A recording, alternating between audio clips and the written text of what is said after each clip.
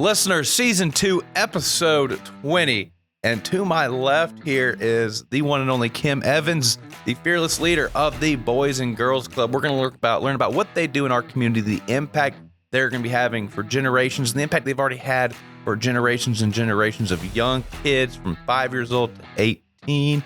We're going to learn about how Kim rose up to the challenge this past year during Hurricane Helene and all the things that had to come with that, their integration with the hub here in Augusta, and all the excitement that the Boys and Girls Club is bringing, including the upcoming celebration of Youth Gala, the Youth of the Year, November 6th. You're going to hear more about that on this podcast as well. It's something you don't want to miss.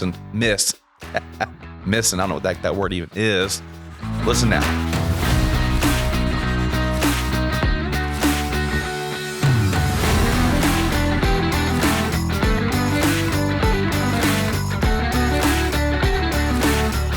We are back, Season 2, Episode 20, dear listener, and we've got not a fully real estate related guest today, but a very, very prominent and interesting. We're just have her on the show. I texted her about seven this morning, and all caps. Hey, ready to go?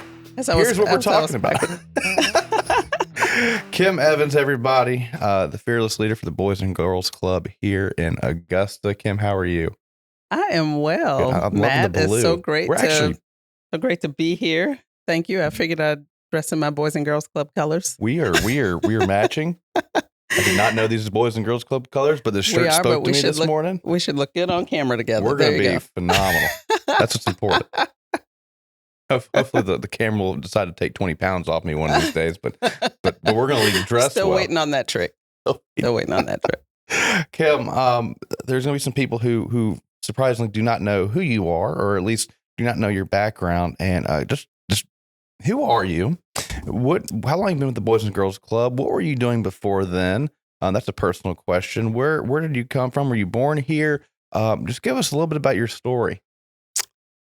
So I've actually been in Boys and Girls Club now, actually in Augusta. Let's start there. In Augusta for about 25 years. Okay. I can't believe it's been that long, but almost 25 years now. And I grew up in Pawleys Island, South Carolina. Okay. Attended Clemson University, met my husband there.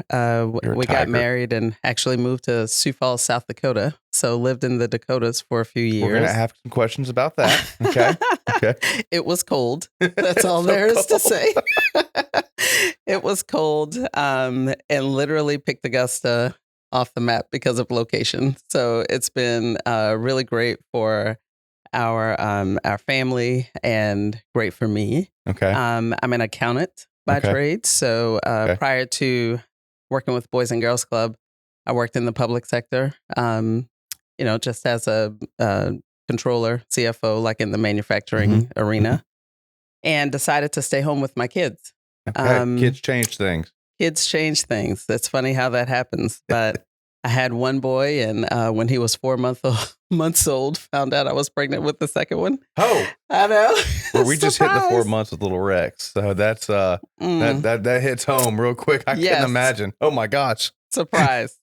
So had the boys, and of course they were back to back and busy little bees, and I grew up in Pawleys, where all of my family's there. Kind of grew up in a village where family took care of the kids. And I'm kind of the first one to move away from home and try to, raise a family away from that ecosystem. Okay. And I decided to stay home.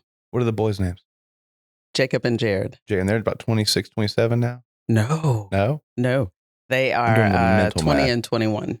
Oh, okay. 20 and 21. Yeah. Okay. 20 and 21. Okay. Oh, so they at Clemson too now? I worked for a little while before I started having kids. Worked for a little while. No, actually, I have one at AU and one that'll be going to Savannah State this fall. Excellent. They're doing well, and they're just doing their thing. They're being 20 and 21-year-olds. And studying business and accounting, which is just odd. We're not expecting. What do you think they were going to be when they were growing up? I know. It's crazy.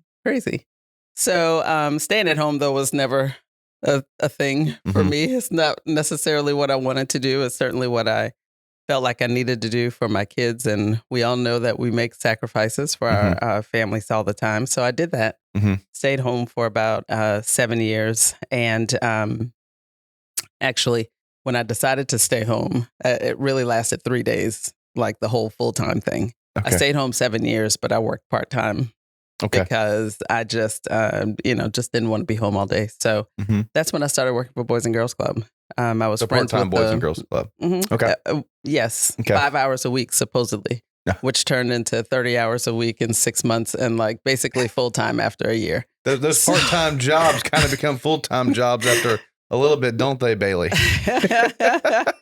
Oh, yes, they do. The board chair and I were friends. Our families were friends. And he goes, "Can you help the Boys and Girls Club out? Maybe 5 hours a week. That's all it'll take." And I was like, I think I can do that for 5 hours a week. Not a big deal. Yeah. And here I am. Here you are. 17 years later. That's excellent. 17 years later as the CEO. So I started, like I said, just actually helping them out. Then it became a part-time job, then a full-time job as their CFO. And in 2014, I took over as the CEO. So I've now been the CEO for 11 years. Yeah. You've got a lot of passion for that organization. I do. You've got to have a lot of passion. I do. I have a lot of passion for our mission. I really didn't know what Boys and Girls Club was when I agreed to do that for 5 hours a week. I didn't understand what we did for kids, but what I did know was, once I started working with the organization and I understood the mission, I was like, I wish I had a Boys and Girls Club growing up. Certainly would have provided a lot of opportunity for me. And it was really amazing to be able to kind of marry, purpose, profession, and all of that together. It was just, it was special. So we love the organization. So, and Helen and I have had the privilege to attend the, 2 of the summits. Y'all have had the annual summits. So got to see Coach Smart come in, got to see Tebow come and speak. Yes, it's our Youth of the Year gala. What a Tim Tebow, incredible public speaker, by the way. Yes, he might be we've the best had some public great speaker I've ever been in front of. He's great. Dabo was the best. Dabo, I miss Dabo. No, I'm kidding. Oh. I'm just kidding. We have had some really great. I'm not kidding. Go Tigers. Yes. I am a Clemson grad. I'm a Georgia fan. I admit it. I admit Tebow. He smoked us every year he played us. I'm like, that guy can talk. It's good. I had a lot of fun when Kirby was here. I bet Dabo was extra special for you. He really was. Probably you were. How did you start? We won over a lot of Georgia fans that when Dabo was here, but part of the plan. Absolutely. Well, I'm a Georgia fan except for when they're playing Clemson. Okay, I like that. And I think everyone, you can understand why. you were a friend of the show. Now you're an extra friend of the extra special friend of the show. I like to hear that. Yes. But this Youth of the Year gala, the stories that are told are just really moving. And we haven't passed that this year. That's coming up this year? Our Youth of the Year gala is November 6th. November, okay. This year. Okay. We used to have that event in the spring, and we've now moved it to the fall. Okay. It just aligns better with our Youth of the Year calendar. Okay. The Great Future Celebration is what that event used to be called. And that's what I remember now. Yes, okay. It kind of started out as our 65th anniversary celebration, and we just decided to continue with that as an annual fundraiser. And after a few years, just realized that people really need to see the kids, and they need to hear the stories. They need to just connect with the reason we're so passionate about the mission, and connect with why they give. And that's really what we just sort of rebranded and refocused this event on. And now, instead of always having a celebrity there, sometimes we probably will, or most times we will, but it's really about the kids. It is. It's about the kids. It's about the mission. It's about a lot of the things that they have to overcome in their lives. and how resilient they are. We want them to share those stories so the community can see how impactful not only Boys and Girls Club, but organizations like Boys and Girls Club, like how we are. I mean, there is a huge need for support in this community. There's so much poverty in Augusta. And the challenges that you see with kids and families when you have such a high rate of poverty, are just, they can feel insurmountable to a kid. And, but when we provide the kind of supports that we do, not only as an organization and programs, but it's really about the people and the mentors that we, that we have in the organization. And when you talk to a kid who graduates from high school and ask them, what's the thing they remember most or love most about Boys and Girls Club, they're almost always going to name a person or two. And that's really what it's about. It's about what the impact that we can make as individuals when we just dedicate our time and our efforts to helping the next generation. I love to hear that your background is in accounting and that you were the CFO first. You provide classes, training, information to these kids who otherwise may not be getting somewhere else.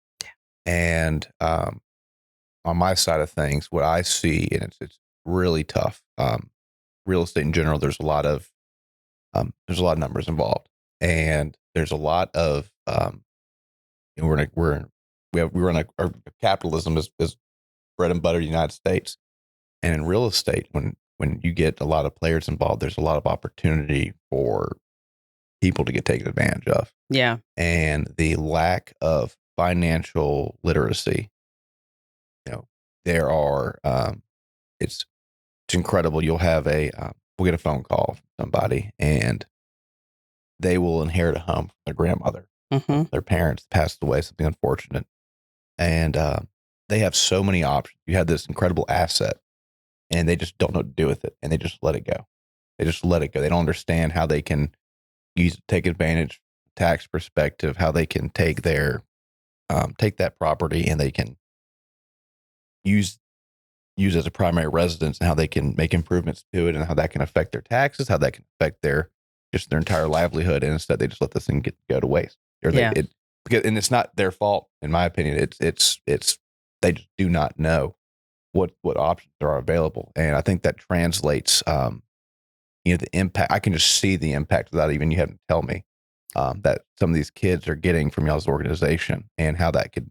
I mean, you're talking generational, wealth, a foothold that these kids could have in this type of situations, and that some people are just losing an opportunity. They don't even know it. Oh yeah, home ownership we know is one of the gateways to wealth creation, and we are teaching our kids that. I mean, our biggest goal, really, the focus for our workforce development programs. I mean, we talk a lot about workforce development, but it's really about economic mobility and helping mobility. I like that. Yeah, and helping our kids and their families climb that economic mobility ladder. And it's about being, better educated, not only academically, but, also the financial literacy piece. Kids have to, first of all, most Boys and Girls Club kids, like, they can run their households better than their parents sometimes. They know and understand budgets and things like that. So financial literacy really is a huge part of our programs. But at the end of the day, we want kids to to leave our organization ready to thrive in their community. We want them to be obviously better off financially than their parents, but not miss out on opportunities like what you're talking about, when you have the opportunity to own a home, how do I take advantage of that? Okay. And the first thing we have to do is just make sure kids And as they become adults, that they're not worried about or don't have to worry about the very basic needs in life. I always tell people that people are concerned with Maslow's hierarchy, the very baseline of that. Yeah. And what's that? It's like if they don't have safety and food and shelter and security, then they're not really concerned about owning grandma's house, or how do I move up this ladder and become, better off so I can leave something to my children. They're worrying not about thinking where they about sleep that. at night. Yeah, exactly. That gets in the way of so many other things. Absolutely. Opportunities. Absolutely. And we see it with our kids, which is why, that some of them have trouble in school because, something on that hierarchy at the very base of that hierarchy is missing. And when it is, kids can't focus in school. And that's where I feel like Boys and Girls Club really comes in and provides that support structure, the consistency of having adults in front of you who really care about your future. Oh, I'm curious, and for those who maybe don't know, let's create a fictional child here. Let's call him Steven. Okay. Sure. I know a few Stevens. So sure. If you don't want to talk about Steven, you want to give him another name or her another name, we can do that. It's fine if it's Steven. We'll go with Steven. All right. So Steven is a perfect candidate for your organization. He needs your help. What does his day look like? What does his Monday through Friday look like, or Sunday through Sunday look like? And how he interacts with the Boys and Girls Club and how he's benefited. And let's make him. Is middle school too early or too late? I'll tell you just a little bit about who we are. Okay. And our and how we serve the community. Okay. So, Boys and Girls Club, first of all, has been around for almost 75 years here in Augusta.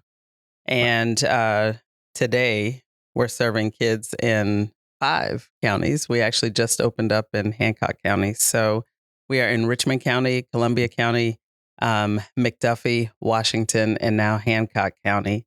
And serving over 6,500 kids a year. Okay. More than 1,000 walk through our doors every single day after school when they go to school. But we serve kids from basically 6 years old. We do have some 5-year-old kids. Wow. If they are, if they're in school, basically we serve them. So 5 to 18.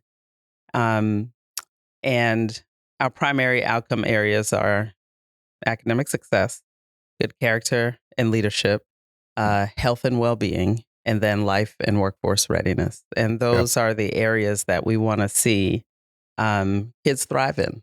They've got to graduate from high school on time. That means staying on track as they progress through school. In terms of a healthy lifestyle, we want them to have a lifelong love for fitness and want them to understand nutrition and know how to use food to take care of their bodies. Those are some of the things that we focus on. But one of the biggest things is it's all about character and how you lead and how you show up as just as an individual, but certainly as a friend, as a family member, as a community member. How do you give back to your community? How do you make sure that you are giving to this economy and not a taker from the economy? Understood. So that is just some of the things that we focus on and try to make sure that kids are just prepared to be really, really great citizens. That's what's important to Boys and Girls Club. So if Stephen were coming to you said Stephen is in middle school? The 7th grade. Stephen's in 7th grade. He's growing up quick. When Stephen comes to a Boys and Girls Club in 7th grade, he will go to a tween center. Okay. If he's here in Augusta, he'd go to the tween center. And there, we certainly focus on academics.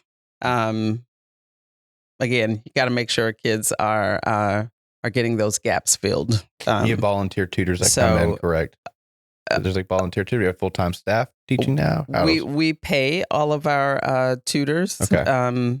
Yes, we have teachers, certified teachers who come in after school and they communicate with the kids, school day teachers, and make sure that they are on track. We assess kids at the beginning of the school year.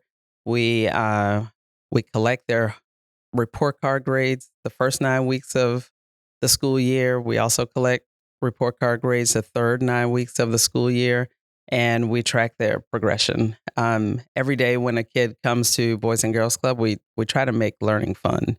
Mhm. So there are assessments that they're doing. They think they're When are playing they video coming games. into the Boys and Girls Club? So they think they're playing games, but they're being assessed so we can make sure that they are on track and with the pacing guides for the state of Georgia. So What that's time of literally- day is this? We are open from the time school gets out, whatever time that is. Okay. So that's 2, 2:00, 3, 2:30 Okay. until 7 7 p.m. Okay. Okay. Yes.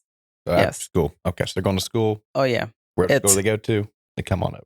They come Okay. on over to Boys and Girls Club. They get to the clubs via school transportation. Mhm. But we also run a full bus route and van route to pick kids up. So we pick up from 23 different schools Okay. every day. Cool.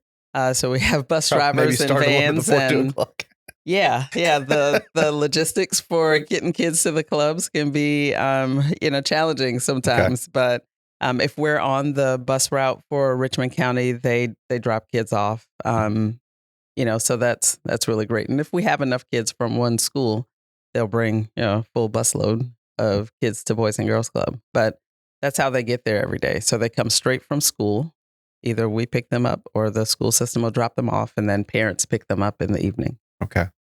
Yeah. And every day, once they get to the club, they get a snack.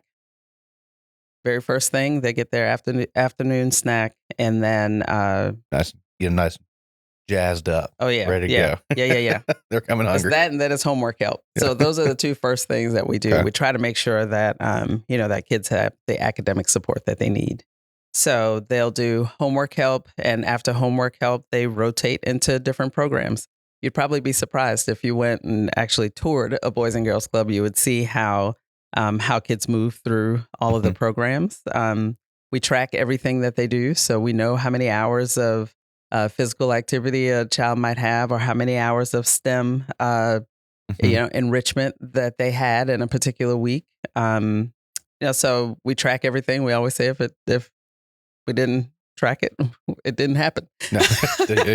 It just didn't happen. Yeah. If we have no data, it just didn't happen. So we're really, really big on accountability and just making sure that we're doing the things that we're supposed to do and that we need to do in order for kids to just get better. Y'all had the I toured the facility that y'all put on that really great event, the Big Burger Battle.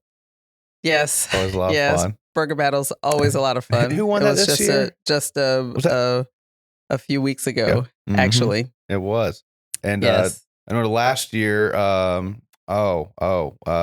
Welsh, over at Midtown won it. McGuire, Midtown won it this year. Who was the winner this year? So this year it's interesting. There were a group of chefs actually from Augusta Country Club won. I'm trying to actually remember the name of the organization. I can't remember. See? CFA? The Culinary Federation of Augusta. They won. CFA. It's way too close to Chick-fil-A. Burger Battle. It's actually it's actually a nonprofit organization. The Culinary Federation of Augusta. Okay. Yeah. Okay. And this group happened to be from Augusta Country Club, and it was awesome. They did a great job. Their burger was delicious. Everyone did a great job. It's always a lot of fun. Event. It's hard to decide which burger is the best. I just said we're grateful for all the burgers. And so excited that the chefs look forward to doing that event every year. Our community looks forward to it every year. It's so fun. It gets bigger every year. We were out of town unfortunately this year, but we've been the last 3 years. And I remember 3 years ago is like that was kind of we were pretty close to COVID, and then 2 years ago I was like, this is really big. And last year I was like, whoa. Yeah. And so the attendance was very strong this year. Happy raised a bunch of money, just had a blast. Yes, we had a record year this year again. Of course. Raised around $90,000. Yeah, it was very successful. And we sold out. I mean, we're trying to figure out how we can accommodate more people, more for that event. Oh, well, you can't get too big because people are like, I don't know if I can eat all the burgers, and we want to obviously give enough opportunity to all the chefs so that people get to enjoy their burgers. That sounds like a great problem to have. Yeah, it's really cool. So that's excellent. And what we love most about it is that it's a family event. You can bring your kids, and we have activities for the kids. We have special burgers for the kids because kids are usually like, "Yep, just give me a piece of meat, some cheese, and ketchup, and thank you." Thank you. So we have burgers for them. If you need to volunteer for that, I can probably help you with that side. I can do that at least. Oh, look at there! Volunteer for next year. So check me off. Give me a phone call. We'll be there. Consider it done. Consider it done. But yeah, it's a really fun event, and our teens participate with that event. So they're walking around and talking to people about about who they are and why Boys and Girls Club is so important to them. So it's a really cool event. That's excellent. Absolutely. That is now in May. Okay. So Burger Battle has moved from the fall, so we kind of swapped. Moved Burger Battle to a spring event. Was it in the fall last year? Last year it was in the fall. Okay. I felt like it just, someone called me about it. I think either Bowen or Trip Dunk or Trip Brown. Trip Brown. Yeah. And I was like, wait a second. I'm out of town, but whoa, where'd this come from? Yes. We flipped Burger Battle and our gala. Yeah, that's all right. Okay, we'll have to pin. What's the date for the gala this year? November 6th. Then it's going to be at the Marriott at the Augusta Convention Center. Put that in the calendar. November 6th, Augusta Marriott Youth of the Year Gala. Excellent. It's going to be amazing. In 2024, that was supposed to be our inaugural year, which it was, but a little scaled back because this little storm called Hurricane Helen really put a damper on that event. We ended up having to cancel it, and then we had to cancel it because of the snowstorm. So we just couldn't catch a break. No, we could not. So we finally had it in February. I feel like we've possibly worn our donor community out with all of the date changes, but hopefully people understand that we are just trying to do the best job that we can for kids and make sure that we have the resources that we need in order to do the work that we need to do. I think one thing a lot of people are surprised about is that nearly 70% of our funding comes from outside of Augusta, which is a lot. A lot. We have an $8.6 million budget, and almost 70% of it comes from outside of our community. It's a lot of grants. It's a lot of grants. A lot of grants. Who's your grant writer? Can we give her a shout out or him a shout out? A lot of regulation. Well, most of those are federal grants, and you're kind of looking at her. So shout out. That's incredible. However, that's incredible. Gateway Grants, they do help us out with all of our grant writing, and this year actually, took over the majority of our grant writing. Thank goodness. Gateway but Grants. We've done is that. Is that an organization? It is. It's a local company where it's a small business here in Augusta. Okay, excellent. And they write grants for nonprofits here in the community. So that's excellent. So it's a local business. Good to know for any nonprofits out there who. Oh yeah. Gateway Grants. Gateway Grants. They are they're pretty good. Ashley and her team do a great job, and we've certainly been happy with their work so far. So saves us a lot of time. Grant writing is very time consuming. I've heard a little bit about grant writing to know that it's very time consuming and it's stressful. It's very stressful. Ooh. But again, we have a high poverty community, and pockets of resources are they're hard to come by, right? Like it's a big budget to raise, and it costs a lot to care for kids. If you have a 4-month-old, you're getting ready to start paying for daycare at some point, probably, and you will see. Can you see it in my eyes a little bit? You will see how expensive childcare is. We're well in the midst of it, and it is not cheap. Absolutely. It is not cheap. When kids come into our clubs, most of them are on scholarship. So they pay a registration fee, a $25 registration fee, and it may be 30. Wait, I think it's 30. Went up to 30, but they pay a registration fee annually and nothing else during That the year. covers the paper. Yeah. Printed the registration is printed on at this point. Yes. So during the school year, kids and families pay nothing. We know it's not free. So we are primarily funded through the Department of Education through a 21st Century grant, which is concerning nowadays for us. The funding landscape is very uncertain. It is. And 21st Century is one of those programs that they are looking to cut. And if they do, that's going to be tough for our organization. It's going to be hard for our families and our community. How much what what's the number? Impact? Almost $4 million. And on an $8.3 million budget? Yes. That's alarming.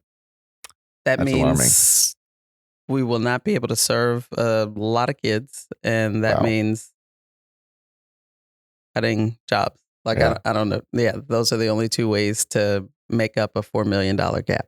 So what's a way, as a concerned parents, concerned community members, what's the way we can give or have our voice be heard on our opinion on that? That sounds like a negative, an overall very bad thing, and I feel like some people in positions need to know that we don't want that. Yeah, I mean, it is a bad thing. It's going to be bad for our community. It's also bad that we have to depend on it, right? I mean, this is our community, and if we care about the community and concerned about the community, then people who have in the community have to give to people who don't have, and at the end of the day, that's how communities take care of each other. Yeah. And that's done in a lot of different ways. So of course, it's done through through churches. It's done through organizations like ours. But at the end of the day, people have to give back to their community, and we're trying to find other ways and creative ways to to fill those gaps and make sure we have resources that we need. But it's something that is on my mind 100% of the time. Keeps you up and out a little bit. And it doesn't keep me up because I know I can only control the things I can control. Okay. I do the absolute best at doing that. And beyond that, it's just making good decisions. Good decisions that will have the least amount of impact on kids and on people. And that's all I can do because I'm not God. No. So I am not going to stay up at night worrying about it. No. I don't think you could have this job if you were someone who worried a whole lot, to be honest. It is, a lot of people find it very stressful. It doesn't feel like stress to me. Doesn't feel like stress at all.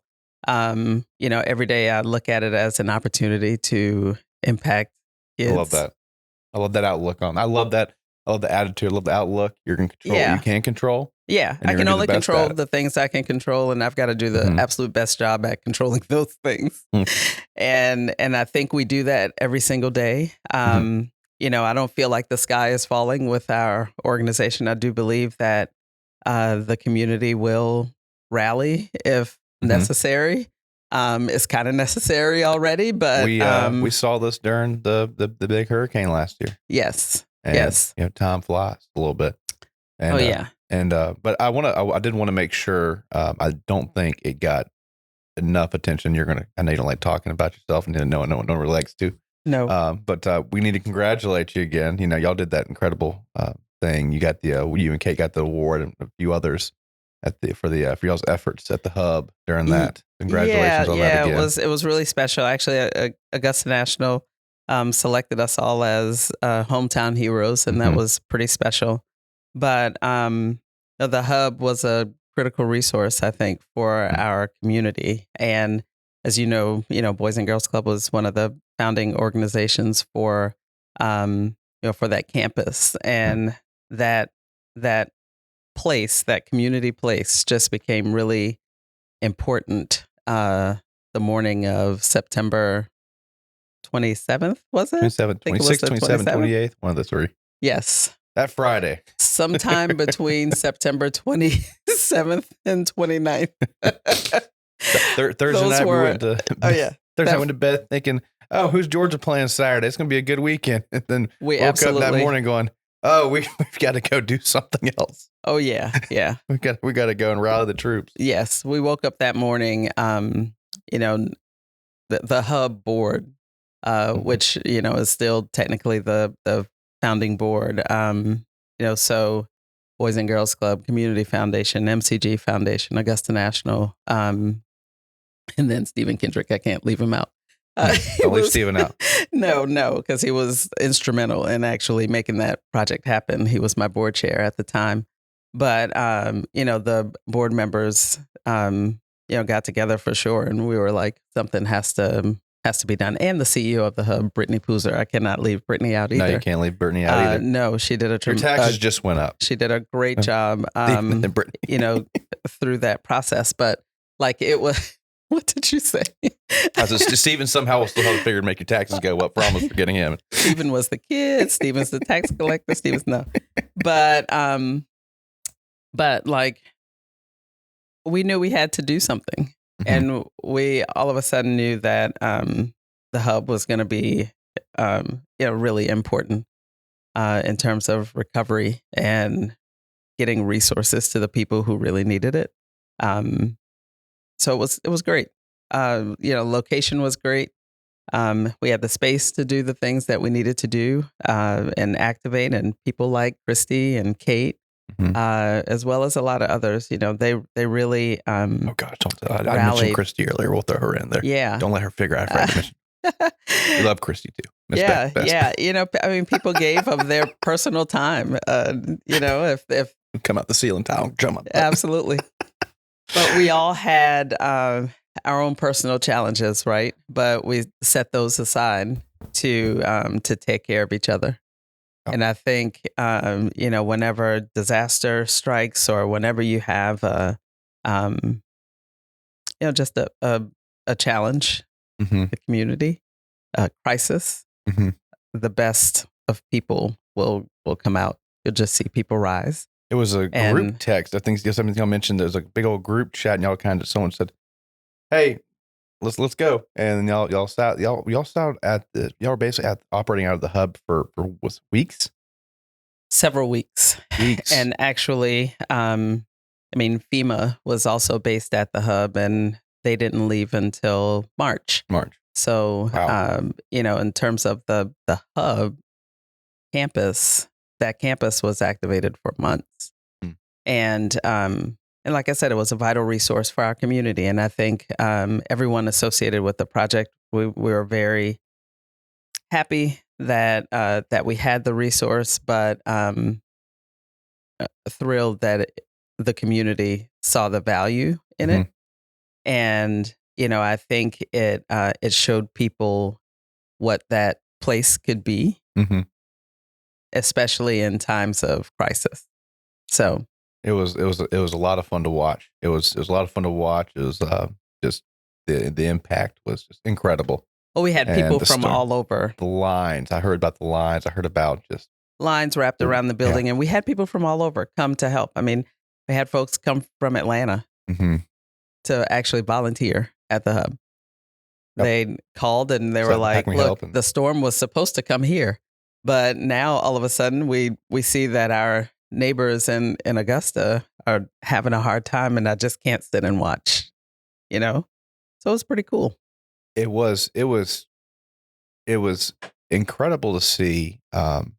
You mentioned from the Realtor organization, we had a lot of people come down and just mobilize. Oh yeah, and it was just spectacular to watch, be a part of, and of course the hardship and everything. But I think it's kind of good to see that we need to be reminded that we can really, really get our act together sometimes and unite and make a lot of incredible things happen. Oh, absolutely. All of a sudden, we were all the same. Yep. Imagine that. Wow. All humans. We're all the same. I can get a tree through my roof just as easy as you can. When we all have the same need. Yep. It's funny how we can just come together. It is. We all had the same need that morning. We needed safety. We needed security. We needed electricity. We needed water. A hot bath. Needed a hot bath for a couple of days. Exactly. It got pretty bad for a second there. Yes. Yep. But I mean, we had moms come through with babies, who couldn't feed their baby. I mean, it was pretty incredible. We were able to help those families, and I don't know, it was a special time. As hard as it was a beautiful thing to watch everybody come together. I love it. Yeah. Kim, we're gonna get you off on one more question here. Get you out of here on one more question. The Boys and Girls Club, Augusta, we got a lot of good things going. There's a lot of exciting things. The new arena coming up. I've been waiting for that. I've been calling for that for 10 years. I've been like, get your act together. Come on. We have to do it. This thing is bajillion years old. Come on. Yes. Yes. We got a lot. That's the biggest project we've seen in downtown Augusta. The hub got built 4 years ago? Is that 3 or 4 years old now? We moved in 2022. Mm-hmm. So it's been 3 years, actually June of 2022. So we are exactly 3 years in.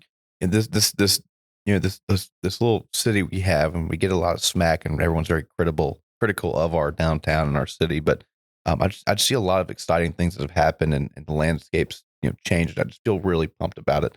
And I just want to know what, for you personally, what you're most excited about for these next, let's say, 12 months for our city and for your organization. I mean, for our city, I'm just excited to see growth and to see opportunity, because that means when kids graduate from high school, go to college, or get a job, for one, they could get a job that they will be able to use to take care of their families. But if they go to college, they can see Augusta as as home and a place that they can come back to and really make an impact and build a family. Okay. I know when I first moved here, I heard a lot of kids, or young adults at least, say that they needed to move away from Augusta in order to to really build a family, find a great job, and have a social life. So young people had a hard time just enjoying the city, and that's really important to the longevity and the sustainability of a healthy city. You've got to have young families and find ways to keep young families. So I think we're doing that, and we're doing things that will continue to attract younger families, and I think that's always positive. And so I'm excited about that, just to see the growth, see some of the changes downtown. It's really, I'm not going to say it's ugly. It's not as beautiful right now.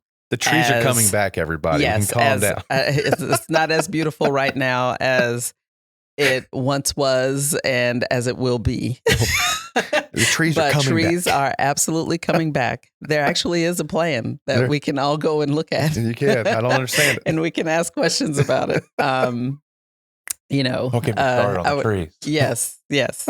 But the trees are coming back, and it will be beautiful. But sometimes in order to to make really big change, you just have to rip the Band-Aid off, and that's kind of what happened.